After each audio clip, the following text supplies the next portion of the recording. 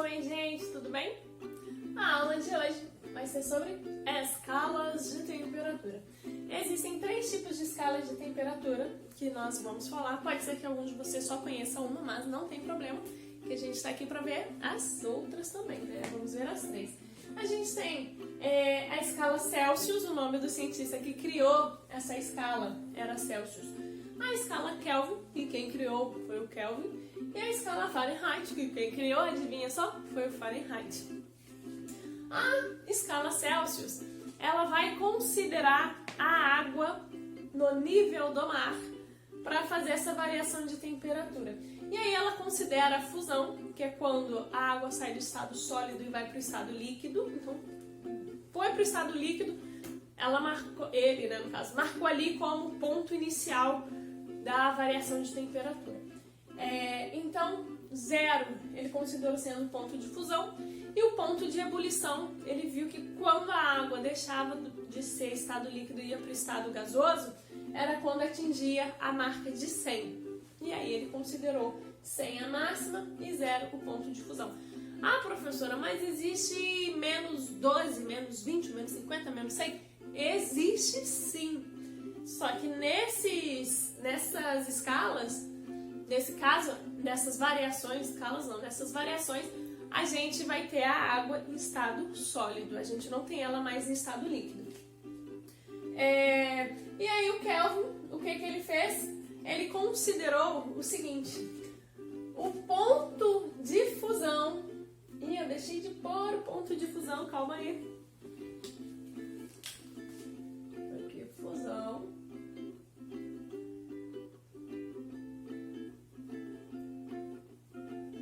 Pronto.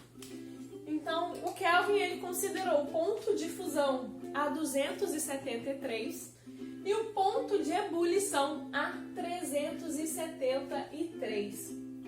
Por que ele acabou utilizando essa variação?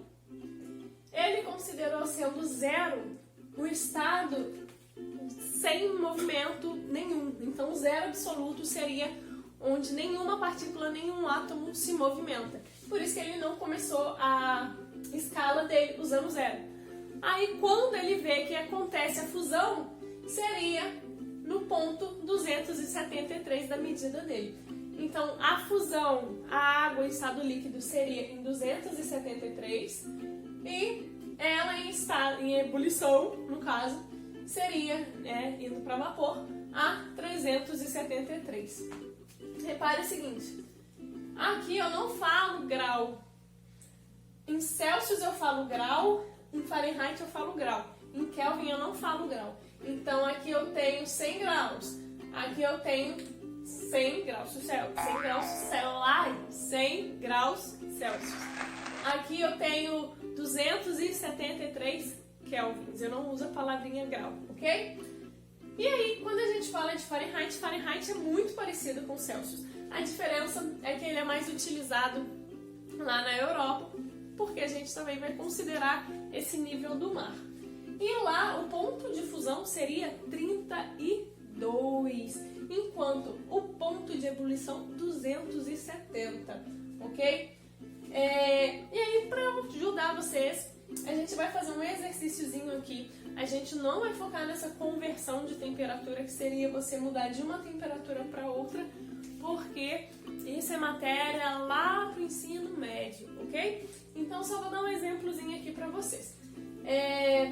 Por que a gente tem que utilizar, por que a gente tem que aprender isso? Kelvin é utilizado mais em meios científicos, quando a gente acaba utilizando realmente trabalhos com outros tipos de elementos e a gente analisa o movimento das partículas, a gente precisa saber exatamente, eu preciso usar algo que seja quando a partícula esteja se movimentando, mas nem tanto, começando a se movimentar. Então esse aqui é mais utilizado em laboratórios. E o grau Fahrenheit ele vai ser mais utilizado na Europa e até mesmo lá nos Estados Unidos. A gente encontra termômetros em Fahrenheit, então imagina, você vai passar as férias em um país lá da Europa e chega lá, você tem febre, você precisa utilizar um termômetro. e o termômetro está em Fahrenheit. Então você vai saber se você está com muita febre ou não. Então vamos lá. Transferir de Celsius para Kelvin. Imagine que você tem 18 graus Celsius e você quer saber quanto é em Kelvin. Repare o seguinte, Celsius e Kelvin, eles são muito parecidos. Olha, de 0 para 100 eu tenho 100 unidades. De 273 para 373 eu tenho 100 unidades. A única diferença é que então aqui não começa no 0, começa no 273.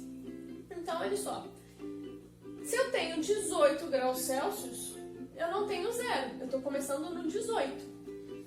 Eu tenho que subir quanto no 273? Só 18.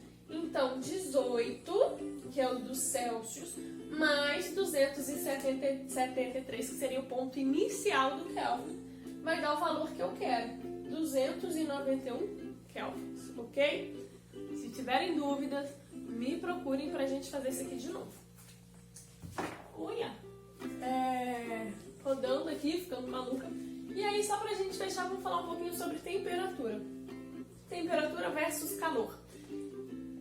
Esses dois conceitos, eles são diferentes, eles não significam a mesma coisa, ok? A gente fala da temperatura quando a gente está falando do movimento das partículas, da agitação dessas partículas, das moléculas, dos átomos, o quão agitados eles estão.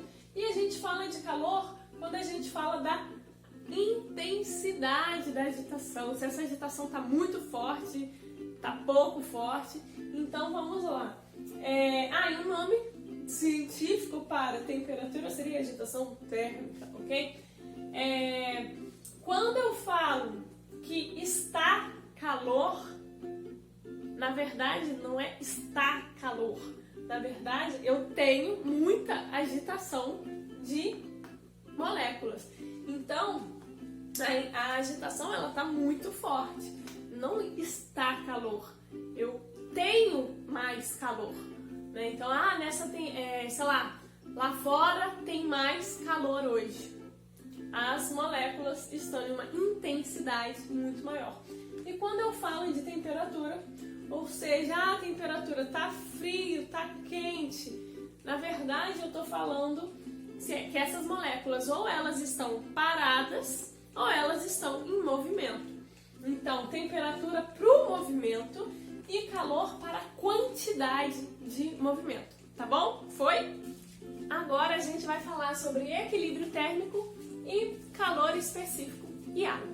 O equilíbrio térmico ele acontece quando você tem um corpo muito quente e um corpo menos quente. Você põe em contato esses dois corpos e o calor ele passa do corpo mais quente para o menos quente. Sempre do mais quente para o menos quente. A gente fala que esse corpo quente ele cede calor. Por que ele cede calor? Ele cede porque as partículas que estão agitadas nesse corpo, elas vão transferindo, contagiando as partículas do outro corpo. E aí, quando você tem esse corpo mais quente, próximo de um corpo menos quente, você acaba atingindo uma temperatura igual nos dois. O equilíbrio acontece quando os dois corpos possuem a mesma temperatura. Então, por exemplo, você retira um café muito quente e você vai despejar um leite gelado nesse café. Esse café, ele não vai ter mais a mesma quantidade de calor. Vai diminuir a quantidade de calor dele. E esse leite, ele também não vai ficar tão gelado. Agora ele vai aquecer um pouquinho, porque ele recebe um pouco do calor do café, ok? Eu coloquei aqui dois exemplos. A pessoa debaixo da coberta e um alimento na geladeira. A pessoa debaixo da coberta, imagine você vai dormir e quando você chega na cama, no frio, né, a cama tá gelada, você fica, caramba, aí depois de um tempo você fica ali enroladinho, tá tudo tão quentinho. Se você sai, você volta, essa cama ela continua com um pouco de calor, continua um pouco quentinha. Por quê? Antes, na cama, ela estava na temperatura ambiente. A partir do momento em que você, que possui calor, deita ali, você começa a reter o calor em você. O seu calor não passa mais para o ambiente, para a atmosfera, mas o calor do seu corpo ele começa a passar para onde? Ele começa a passar para a coberta. Então, parte do seu calor é transferida para a coberta, porque você está em contato com a coberta. E essa coberta, ela fica mais quentinha, ok? No exemplo do alimento na geladeira, você tem um alimento em temperatura ambiente. Você põe ele na geladeira, ele fica gelado? Não. Na verdade, o que acontece é que o calor presente dentro desse corpo é enviado para a geladeira. Existem tubos dentro da geladeira que pegam esse calor e jogam para fora dela. Isso acontece atrás da nossa geladeira, ok?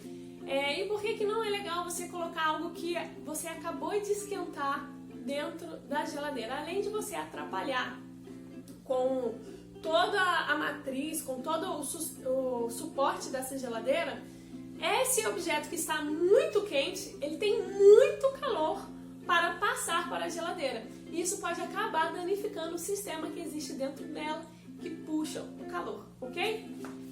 Já quanto ao calor específico e a água, o calor específico é o quanto que você precisa utilizar de uma determinada temperatura para que uma grama de algum material mude de temperatura. Então, quanto de calor você precisa colocar nesse material para ele mudar de temperatura? No caso da água, em todos a gente está falando apenas de 1 grama, ok? 1 grama de água, 1 grama de batata, 1 grama de carne de porco, 1 grama de ferro. No caso da água, você precisa colocar 1 grau em cada grama para ela mudar de temperatura. Na batata, você precisa colocar menos do que isso para ela mudar de temperatura. Carne de porco, menos ainda. Ah, mas professora, como que eu tenho noção disso? Vamos lá. Pensa na batata e na carne de porco. Você fez uma carne de porco com batata e quando você foi comer, você esperou uns 10 minutinhos porque estava muito quente. E aí a carne de porco ela já estava numa temperatura que dava para comer. Porém, a batata ainda estava muito quente. Porque do mesmo jeito que ela demora para mudar a temperatura para cima, ela também demora para perder calor. Então a batata demora mais tempo para perder calor do que a carne de porco. Ferro, por exemplo. Mas aí a carne de porco ela ganha calor muito mais rápido. Então você consegue esquentar a carne de porco mais rápido do que você consegue esquentar a batata. O ferro é a mesma coisa.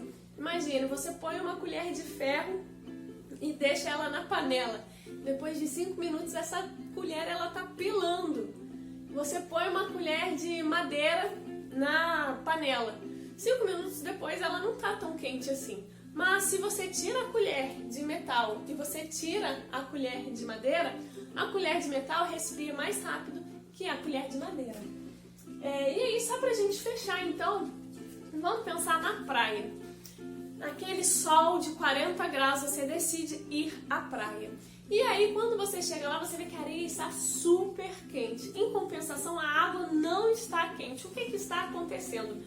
A areia, ela esquenta, ela recebe calor mais rápido, ela consegue mudar a temperatura dela mais rápido. Então, o calor específico da areia é menor do que o da água. A água demora mais tempo. Em compensação, se você voltar nessa mesma praia à noite ou no finzinho da tarde, você vai ter a areia mais fria e a água ela vai estar mais quente, porque ela demorou mais tempo para receber calor, mas ela consegue manter esse calor por mais tempo, demora mais tempo para ela perder o calor. Enquanto a areia recebeu calor muito rápido, logo ela vai perder calor muito rápido. Ok, gente? A aula de hoje é isso aí. Qualquer coisa, é só me procurar. Beijo!